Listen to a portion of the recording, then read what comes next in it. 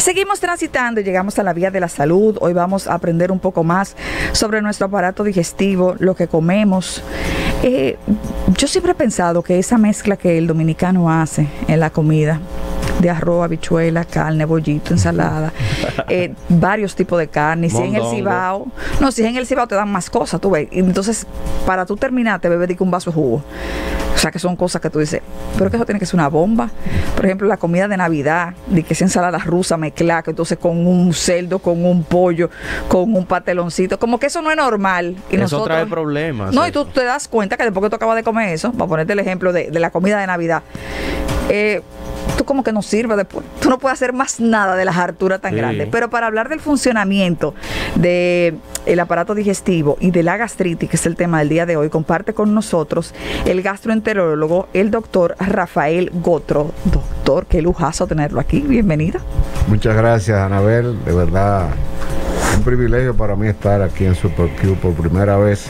Sí. Como siempre que tenemos la oportunidad de contactar a nuestros amigos, sea por televisión o por radio, acostumbramos a elevar una plegaria a nuestro Señor Jesús para que bendiga a todos y cada uno de los hogares que estén con nosotros o que estén en sus vehículos, en su trabajo.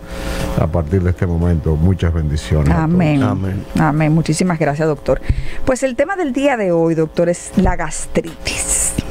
Entonces, no es que yo busque el tema por testimonio, pero vamos a orientar a la gente con relación a qué es la gastritis, pero tenemos que iniciar explicándole lo que es el aparato digestivo para que entiendan.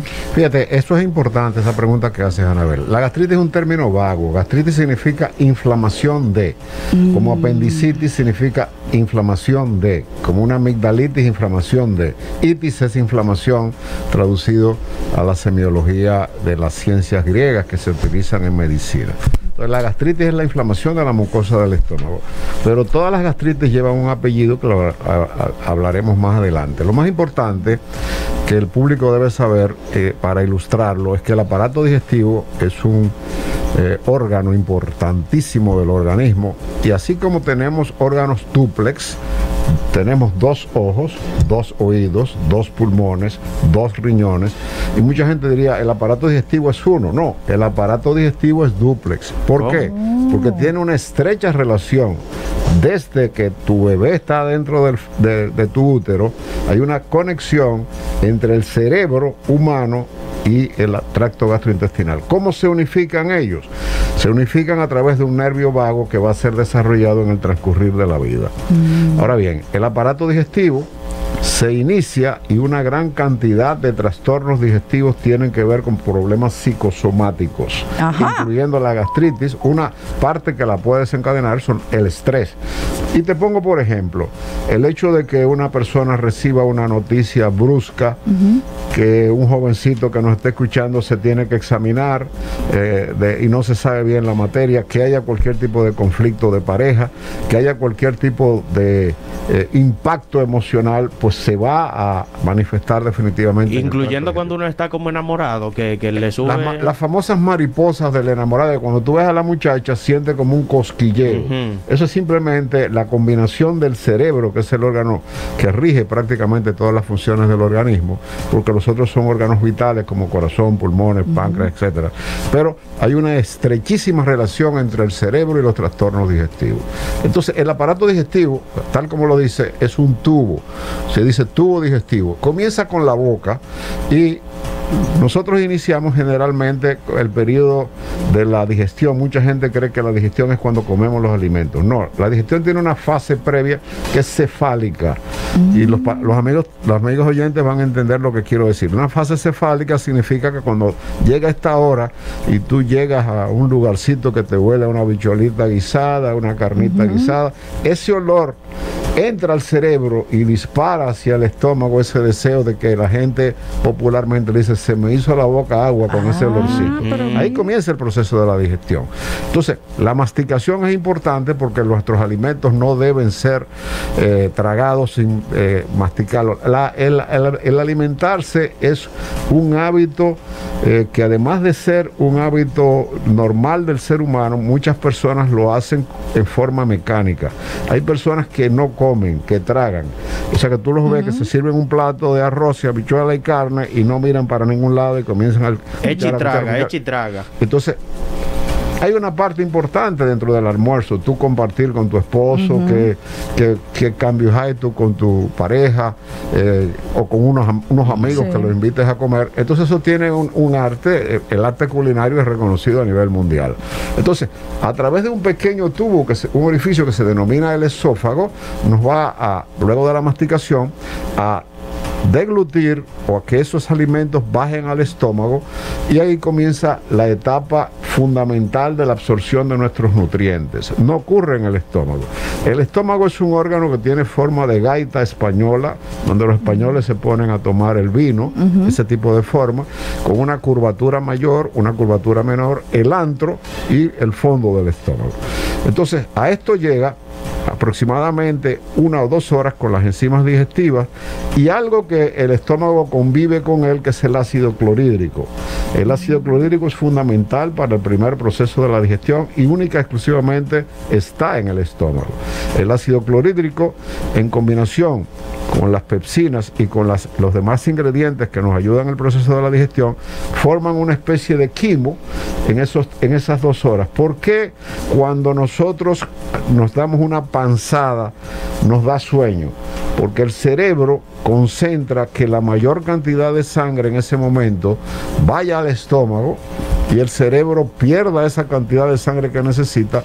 Al fluir mayor cantidad de sangre, el cerebro se aboba o se atonta, y esa persona que come muy frecuentemente panzada va a tener la necesidad de echar lo que el dominicano conoce como una pavita.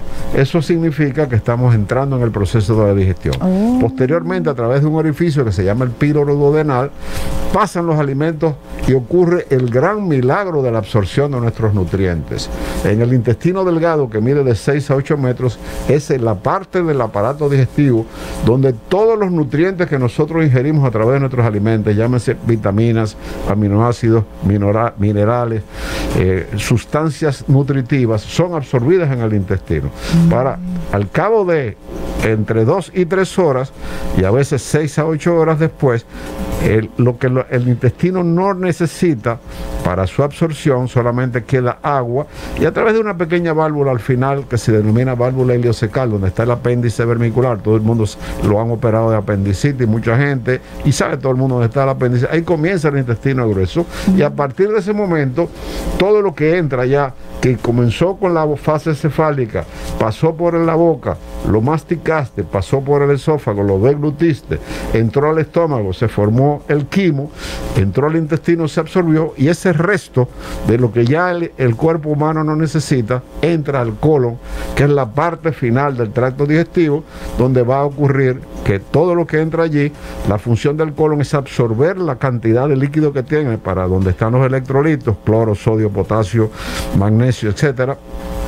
Y a través de ondas peristálticas vamos entonces a formar en principio un quimo, y a la medida que el resto alimentario va progresando a través de la peristalsis del intestino grueso, se va a formar lo que conocemos como materia fecal, que se va a depositar en la ampolla rectal, y aquí vuelve a jugar otro papel importante el cerebro, porque es el cerebro que nos da el toque de que nosotros tenemos deseo de defecar. El cerebro envía ese reflejo al esfínter anal, y en muchas causas, ustedes las mujeres, el embarazo es una causa de estreñimiento, pero ustedes las mujeres, por el salón, por la peluquería, por las obligaciones de llevar a los niños al colegio, por pagar una serie de cosas, desoyen, y es la causa fundamental del estreñimiento, que pudiera ser otro tema amplísimo, porque el estreñimiento de cada 10 personas, 6 o 7 padecen o van a padecer estreñimiento en su vida.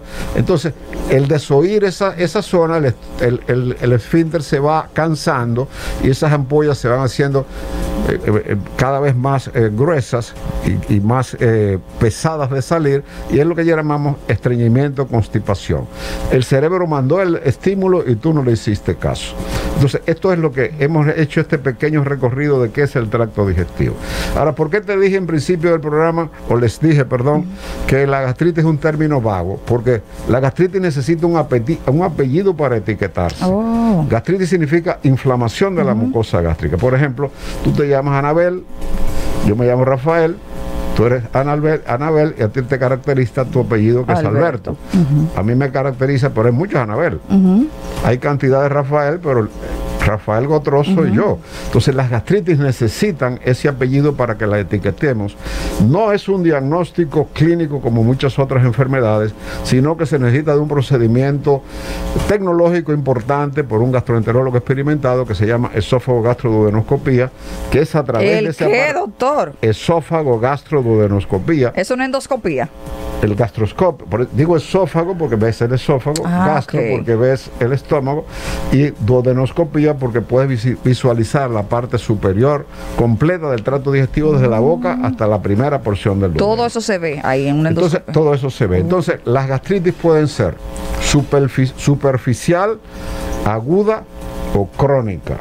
Las gastritis superficiales agudas son las gastritis que se van a producir generalmente en el antro y que pueden ser o erosivas o crónicas. Esto tiene la característica de que hay muchos factores que pueden desencadenar una gastritis, y es la obligación del médico buscar cuál es la causa que está produciendo esa inflamación en la mucosa gástrica. ¿Todo el mundo puede padecer de gastritis? ¿Perdón? ¿Todo el mundo puede padecer de gastritis en algún momento? Bueno, si tenemos cerca, mal contado, como dice, cerca de 90 millones de personas, yo te diría que, por ejemplo, en República Dominicana es una de las causas más importantes de visita al gastroenterólogo. Hay muchos factores que la desencadenan. Hablábamos del estrés, el estrés nos acompaña diariamente en cada uno. Usted dijo a la gente cómo come también, porque aquí están preguntando, ¿qué pasa con los que comemos lentos porque estamos conversando? Te vas a llenar de más aire, pero vas a hacer una mejor digestión que hacer el cuchareo, del mirar solamente el plato y lo que tienes y comerlo, porque el comer es un arte y debe ser disfrutado para compartir y para llevar a una serie de evitar una serie de trastornos gastrointestinales. La mucosa gástrica tiene 4 capas. La superficial, que es la que vemos, que es la que se inflama, se llama mucosa. Tiene una segunda capa que se llama submucosa, una tercera capa que se llama muscular y una capa final que se llama serosa. Tanto en la úlcera péptica como en la gastritis, sobre todo en la gastritis erosiva, vamos a tener esa erosión en la parte que nosotros vamos a llamar más superficial, que es la parte que se va a inflamar.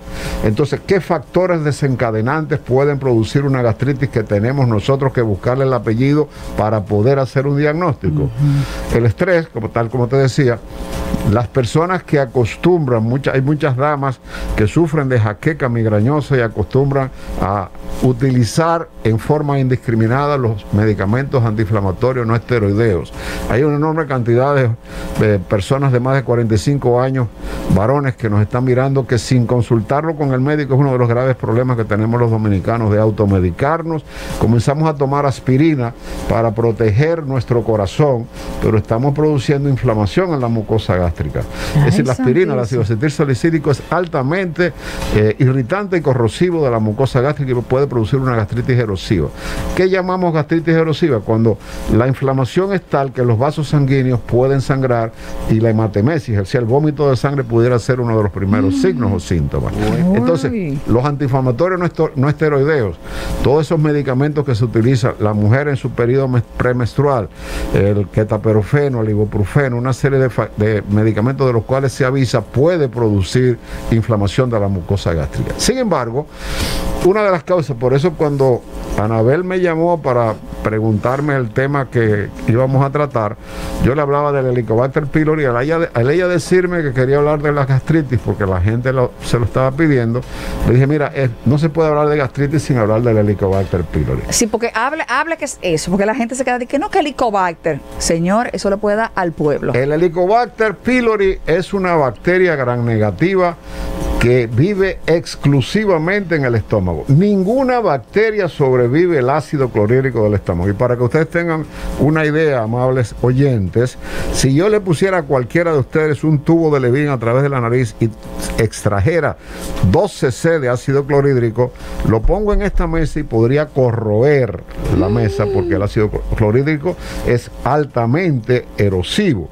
Pero solamente el estómago tiene un epitelio que lo protege a través de unas glándulas que se llaman las prostaglandinas, que nos protege del estómago y con el cual convive el ácido clorhídrico. Entonces el Helicobacter pylori es la única bacteria que puede sobrevivir el ácido del estómago. Todas las otras bacterias que tú puedes tomar en una gastroenteritis, como una Escherichia coli, como una salmonella, como una Shigella, como cualquier tipo de parásito, pasa al intestino y no permanece en el estómago porque el estómago no lo permite. Entonces el Helicobacter pylori, para que ustedes tengan una idea clara de las cosas que pueden suceder con el Helicobacter pylori, el 90% de los casos tiene consecuencias importantes en la mucosa gástrica, enormemente, sobre todo en el antro, en la parte inferior. El 50% de la población del mundo, o sea, de cada 100 seres humanos, 50 seres humanos somos portadores del Helicobacter pylori, aunque ustedes no lo crean. 50%, vuelvo y lo digo, de la población mundial tienen o somos portadores del Helicobacter pylori. La disyuntiva está que de ese 50% portador, un 18% va a desarrollar la enfermedad, que es una gastritis erosiva, que se va a localizar en el antro y que va a producir signos y síntomas importantes, como epigastralgia, que significa cuando la gente dice me duele la boca del estómago, pirosis o reflujo, que le sube el agrio, que te quema hasta la boca, dolor retroesternal, cuando el ácido sube al esófago, la mucosa del esófago no está preparada para recibir ácido clorhídrico, porque el ácido clorhídrico exclusivamente pertenece al estómago. Entonces tenemos la gastritis erosiva, la gastritis hemorrágica, y entonces la gastritis crónica significa que no va a ser tan aguda como cuando tú te tomas el ibuprofeno o te quedaste con el estómago vacío. El dominicano acostumbra mucho a ingerir bebidas alcohólicas con el estómago vacío, que es contraproducente, porque entonces tú estás en un estómago vacío y además tiene la particularidad que cuando ingerimos alcohol, el 20% se absorbe en el estómago y el 80% llega al intestino, que es donde pasa el torrente sanguíneo y va directamente al hígado, donde lo sintetiza una hormona que se llama alcohol de hidrogenasa y lo convierte en no inocuo. Doctor. Ahí viene el problema del metanol, con la cantidad de personas que han muerto porque el hígado no tiene la capacidad de sintetizar el metanol. Sin embargo, el alcohol en cantidades moderadas sí puede ser sintetizado. Entonces, cuando esa... Doctor, una pregunta, y disculpe. Yo he escuchado de gente que dice, ay Dios, me dio Helicobacter pylori y lo cogí en una ensalada. Sí, es posible, es fecal oral, se puede. Ahora, hay algo que muchos pacientes ignoran. Se ha demostrado que el Helicobacter pylori puede subir a la placa bacteriana, y por eso cuando yo tengo un paciente que tiene un Helicobacter pylori patógeno, es decir, que tiene epigastralgia, dolor de estómago, que tiene relación con pirosis, que se llena mucho, eructos fétidos, mal sabor en la boca, produce halitosis, mal aliento, en la relación de pareja, si uno da positivo, debes investigar al otro, porque casi siempre va entonces a jugarse un ping-pong. Es decir, si tu pareja, si tú desarrollas el Helicobacter pylori y no vemos si tu pareja tiene el Helicobacter, en 3 o 4 meses Anabel va a volver a tener el Helicobacter. Y de ahí tanta gente que nos está escuchando que dice, yo he ido a 4 gastroenterólogos y nunca se me quita el Helicobacter pylori. ¿Se te consultó de que le hagas una prueba de aliento a tu pareja? Nadie me ha dicho eso, y esto es muy importante. Uno de los signos importantísimos que debemos tener en cuenta es en el diagnóstico diferencial, que esa sensación de ardor, quemazón que produce el estómago puede ser confundida importantemente con sobre todo cuando es un dolor retroesternal y produce odinofagia, que significa dolor cuando vamos a deglutir. O sea, comes un pedazo de carne, de plátano, etcétera, y tú sientes como, doctor, dolor, siento como me va bajando hasta el estómago. Eso es por la inflamación que produce el reflujo gastroesofágico en el esófago, que no le corresponde. Y entonces en muchos de estos pacientes pues puede confundirse el dolor con un infarto agudo del miocardio. Ay, Dios mío. ¿Cómo va a ser? Un dolor retroesternal que se ha producido por una gastritis, y las características son que en el infarto agudo del miocardio, además del dolor por la odinofagia, el dolor al tragar, el paciente con el infarto va a tener sudoración profusa, se va a irradiar más hacia la mandíbula y hacia el hombro izquierdo, y va a haber una sensación de decaimiento o de muerte inminente. No sucede esto en la gastritis. Otras afecciones que puede ser confundida también es una pancreatitis aguda. En las personas que tienen cálculos en la vesícula biliar y se obstruye el conducto, pues entonces puede inflamar ese importante órgano, un órgano vital donde se produce la insulina y el glucagón, que es lo que se representa todo lo que significa el sistema del control de la glicemia en el organismo. El combustible del organismo, el combustible que nos hace ejercer las cantidades de actividades que realizamos, es el azúcar que nosotros ingerimos. Y hay una hormona que segrega el páncreas, que se llama insulina, que se encarga de regularizar que a esos órganos le llegue la cantidad suficiente de energía para nuestra supervivencia. Cuando el páncreas produce más insulina de la cuenta y no pierde el organismo pierde la capacidad de sintetizarla y de que llegue a los órganos, circula en el organismo, y es lo que se llama diabetes tipo 2. Un aumento de la insulina cuando se produce, que no llega directamente a los órganos y va a circular. Y se clasifica entre diabetes tipo 1 y diabetes tipo 2. La diabetes tipo 2 puede ser reversible con el control de la insulina. Sin embargo, en el diabético tipo 1 es congénito, y ese paciente no produce insulina de por vida, y todo el tiempo será insulino dependiente desde su nacimiento hasta la muerte, y no tiene cura. Sin embargo, la diabetes tipo 2 puede revertir. Entonces, volviendo a lo que significa... Espérese, doctor, que estoy en shock. Espérese. Aquí está Gigi. Voy como muy rápido. No, está bien. Gigi está en Nueva York. Dice ella que ella vive en Nueva York, que no ha ido al médico porque quiere venir aquí a chequearse, porque ella tiene muchos dolores estomacales, que ella cree que tiene gastritis, y que usted les recomienda en lo que ella llega. Lo primero que yo te voy a recomendar es que si vienes aquí, por supuesto, visita al doctor Rafael Gotró, que está en el grupo médico Doctor Yuné. Esto es aquí en Santo Domingo, República Dominicana, en la avenida Abraham Lincoln, número 849, en la suite 302. Ahí te comunicas con él en el 809-412-5005. 809-412-5005. El doctor Rafael Gotró, quien es gastroenterólogo. Yo le recomiendo a mi amiguita de Nueva York que visite a la mayor brevedad posible un gastroenterólogo. Hablábamos de la gastritis superficial aguda, erosiva, y de la gastritis crónica. Cuando una gastritis es crónica, por ejemplo, como tú dijiste, fuera de yo iba a decir fuera de cámara, me costó. No importa, está en cámara. Estaba fuera de cámara también. Fuera del aire, cuando tú dijiste que te desayunaste pan con chocolate. El pan es un carbohidrato y el chocolate es irritante de la mucosa gástrica. Entonces, a ti te puede dar una gastritis, una inflamación de tu mucosa gástrica, una gastritis aguda, producto por un desayuno inadecuado que comiste, por el cual se te inflama la mucosa, pero eso es pasajero. Es una gastritis aguda. Es pasajero. Es pasajera. El problema está cuando la gastritis permanentemente el ser humano abusa de los antiinflamatorios no esteroideos. Hay algo muy importante que quise ampliar el tema, porque es un tema muy amplio, pero hay factores desencadenantes autoinmunes. ¿Qué es autoinmune? Enfermedades que produce el organismo y las desconoce. Como cada vez más estamos conociendo la enfermedad celíaca, que es la intolerancia al gluten, cada vez estamos conociendo más las enfermedades inflamatorias intestinales, como la colitis ulcerativa o la enfermedad de Crohn, y estas enfermedades autoinmunes, que aunque se dice que es de etiología desconocida, se supone que una bacteria entró al organismo y el organismo no lo reconoció y se autodestruye a sí mismo. El mismo organismo tuyo, que tu mecanismo inmunológico, ahora con la pandemia, ¿qué es lo que sucede cuando te ponen la vacuna? Te ponen un virus mensajero, en el caso del Sinovac, un virus atenuado para que el organismo cree los anticuerpos necesarios y tu cuerpo reconozca un virus letal que va a tratar de fecundar una célula o de cultivar una célula, ya que el SARS-CoV-2 no tiene vida, necesita la célula para tomar vida y replicar. Entonces, en la vacunación, el virus no va a replicar y se va a rechazar.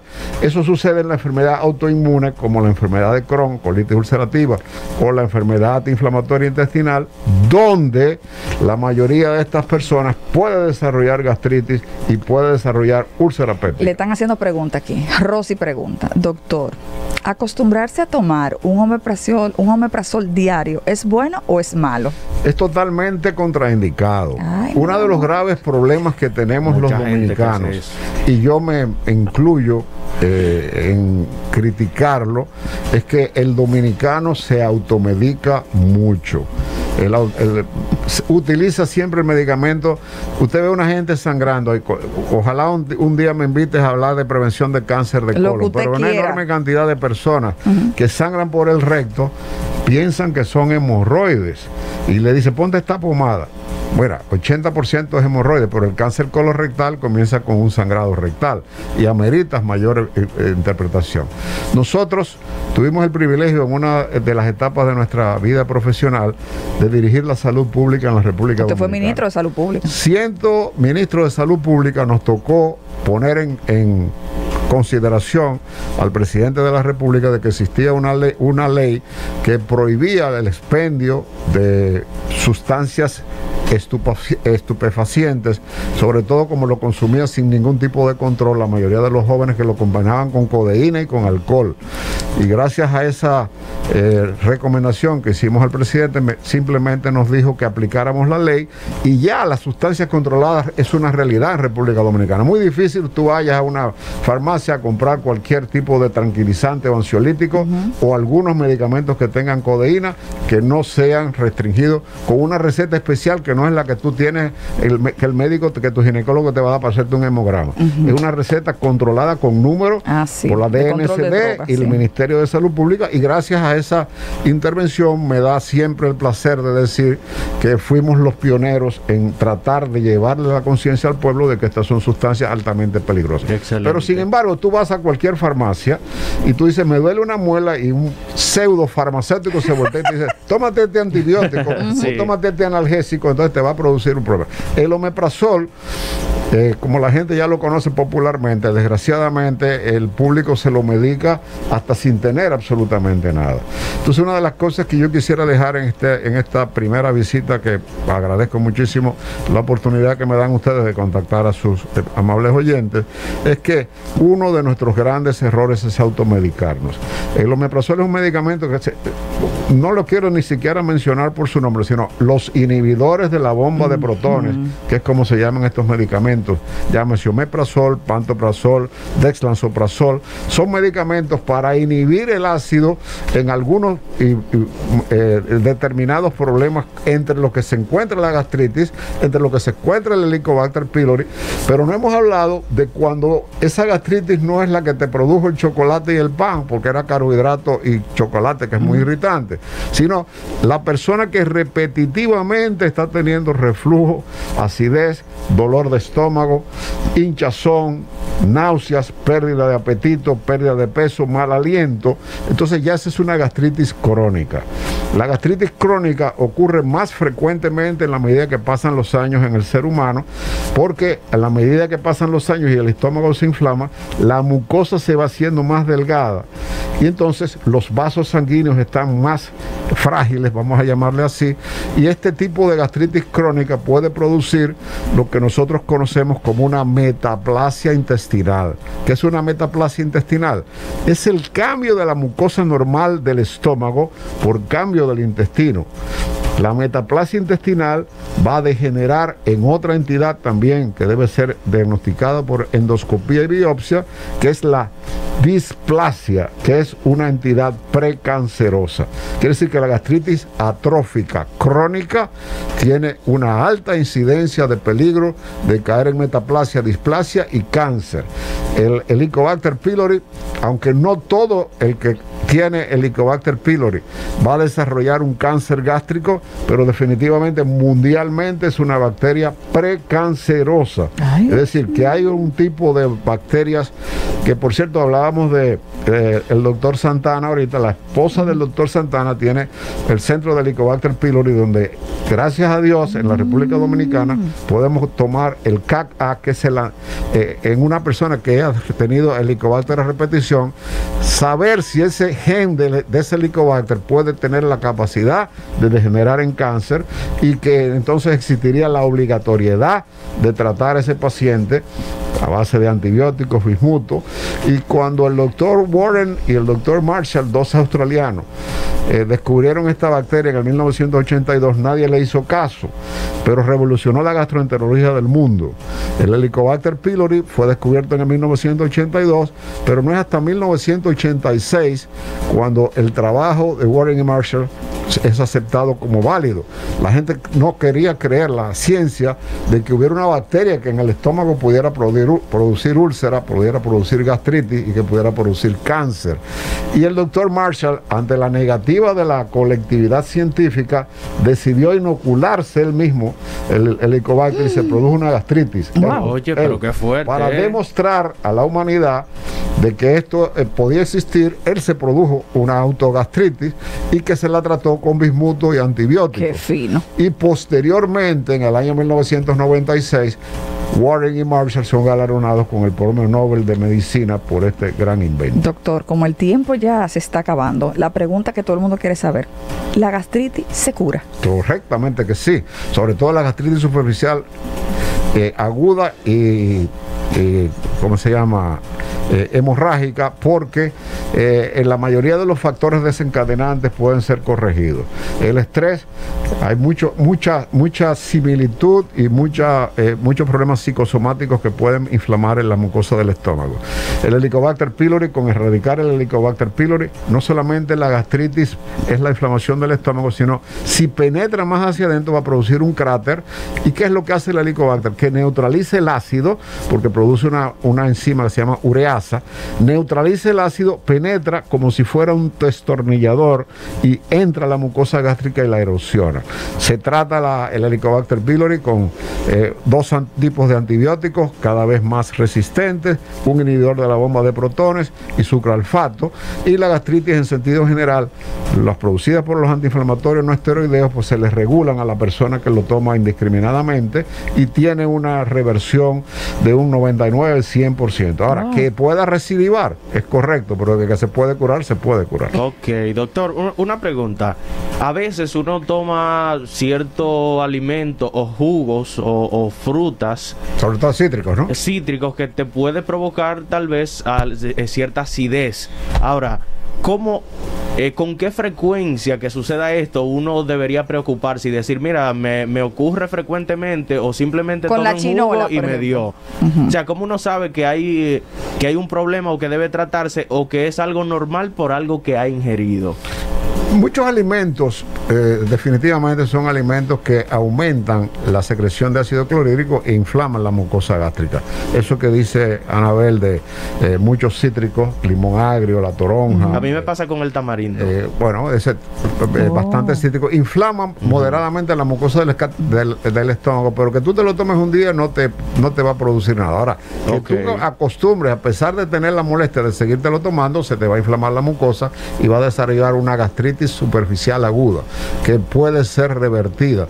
En muchas oportunidades el dominicano tiene la mala costumbre de ingerir alcohol con el estómago vacío. No significa que el alcohol produce gastritis, sino que agrava un cuadro en el cual la mucosa está inflamada.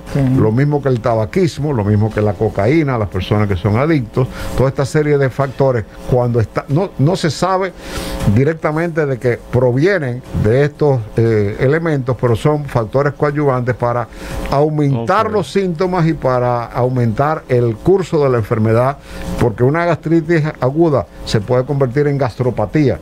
¿Cuál es la diferencia de una gastritis? Inflamación de la mucosa, y la gastropatía es cuando ya avanza y toma otras partes del estómago, ya que la gastritis aguda superficial y la atrófica generalmente están en el mismo lugar donde desarrolla el Helicobacter su trabajo. Bueno, doctor, yo no creo como que las invitaciones van a ser porádicas, así que usted y yo tenemos como que hablar. Yo creo que sí. Claro, porque el doctor, dime, ¿cuántos temas nos dejó el abierto ahí? Muchísimos, doctor. Tenemos que cuadrar con su agenda para ver cuándo puede volver a acompañarnos. Recordamos que el doctor Rafael Gautreaux es gastroenterólogo.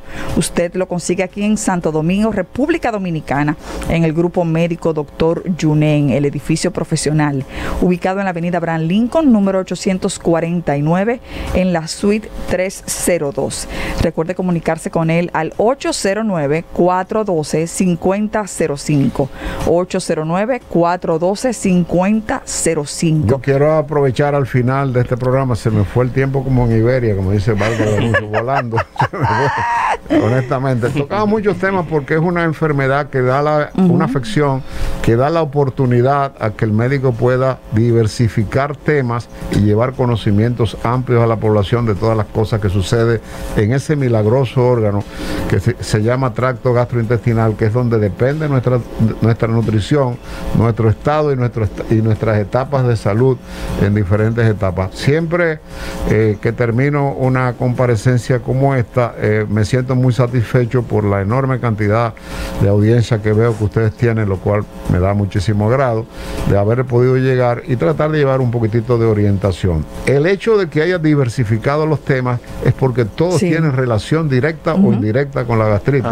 Y hay que tener, fíjate que te hablé hasta del infarto agudo del miocardio, porque una gastritis superficial aguda que produzca reflujo va a dar el dolor retroesternal que se puede confundir con un infarto, y el médico tiene que tener la particularidad de saber diferenciarlo. Por lo tanto, no se automedique ya finalmente, trate de cualquier tipo de sintomatología persistente, no porque te comiste te tomaste el jugo de tamarindo, te arde el estómago, no. Si esto es persistente, una persona que tiene síntomas mínimo 2 o 3 veces por semana, semanas van y semanas vienen, debe acudir al gastroenterólogo a hacerse el diagnóstico fundamental es a base de una esófago gastroduodenoscopía que nos va a permitir, con un tubo más fino que un lápiz, proyectar en la pantalla de una televisión de 50 pulgadas todo el estómago y tomar las biopsias necesarias para detectar el Helicobacter pylori, para detectar una gastritis atrófica y detectar que este paciente no vaya a tener un cáncer gástrico,